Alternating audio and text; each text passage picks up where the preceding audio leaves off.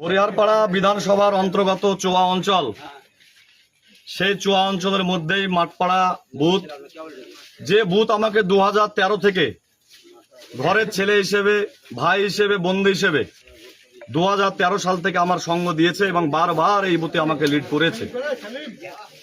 এই বুথে তৃণমূল থেকে বেরিয়ে গিয়ে রাগে ক্ষোভে এই মানুষগুলো এতটাই শক্তিশালী মানুষ, এতটাই ভালো কর্মী, এতটাই সৎ যে রাগ করে তৃণমূলের উপর বিজেপি থেকেও প্রার্থী দিয়েছিল এবং বিজেপিরও মেম্বার বের করেছিল। সেই বিজেপি দল থেকে টোটাল কর্মী এবং নেতৃত্ব মাঠপাড়ার প্রায় 300 জন কর্মী আজকে হুমায়ুন সাহেবের হাতকে শক্তিশালী করবার জন্য আমজনতা উন্নয়ন পার্টিতে জয়েন করলেন। দেখুন, আমার কথা নাই, পাবলিকেই বলছে আবার 400 হবে। ঠিক আছে, সবাই ভালো থাকবেন, সুস্থ থাকবেন।